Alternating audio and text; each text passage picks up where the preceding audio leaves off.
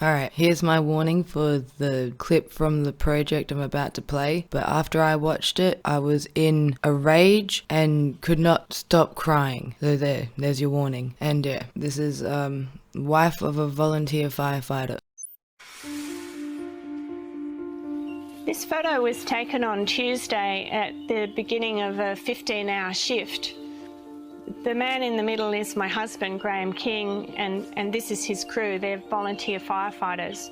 When the photo turned up on our local community page and I saw it, it occurred to me that if anything happened to Graham, that this might be the last photo I had of him, so I saved it. Graham's a really private person. He's probably not very happy that I'm talking about him, but on Tuesday the Prime Minister said that our volunteers wanted to be there, and that made me really angry. The fact is that these crews, yes, they're tired, but they also want to be out there defending their communities. And in many cases, you've got to hold them back.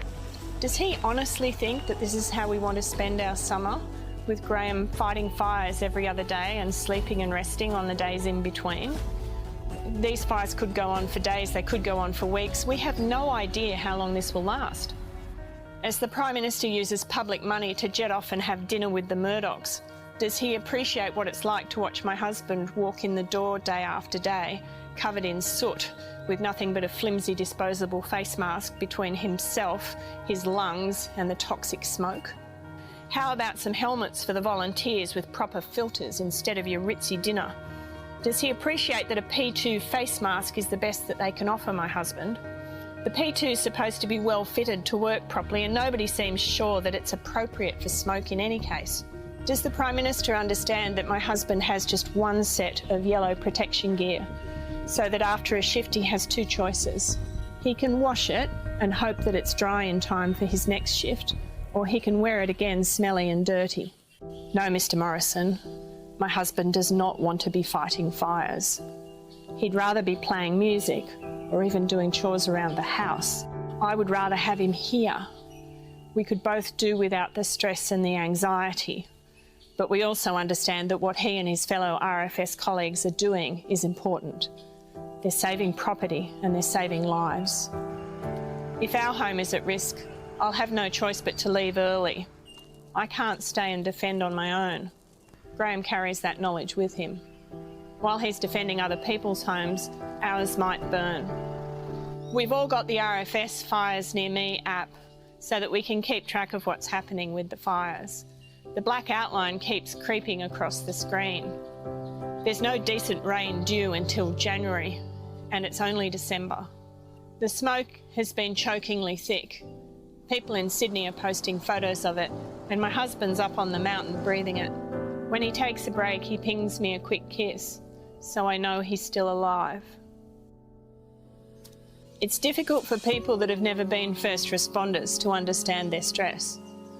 People like Graham volunteer because they care about people and they care about our beautiful natural environment. Someone on a friend's Facebook page put a comment up asking how it was possible that a volunteer might get PTSD. They said, well, they're volunteers, why don't they just not go? What a stupid comment. Volunteers are the kind of people that keep going well past the point when they probably shouldn't.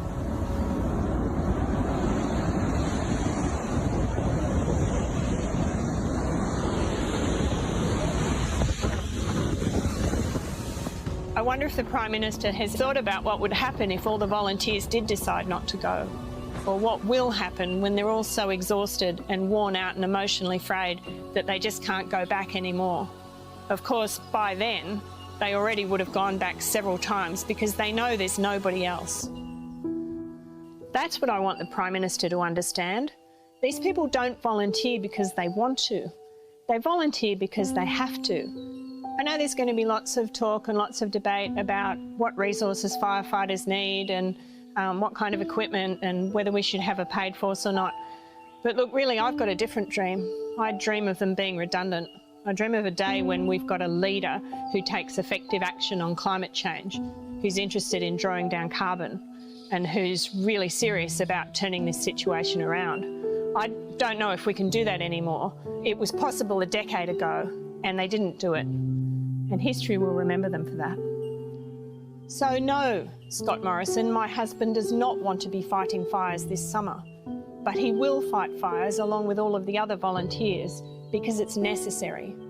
And it's necessary because you and all of our leaders for the last 20 years have failed to take decisive action on climate change. They'll do it because they care about our homes, our community, our bushland and our planet. I wish we could say the same for you.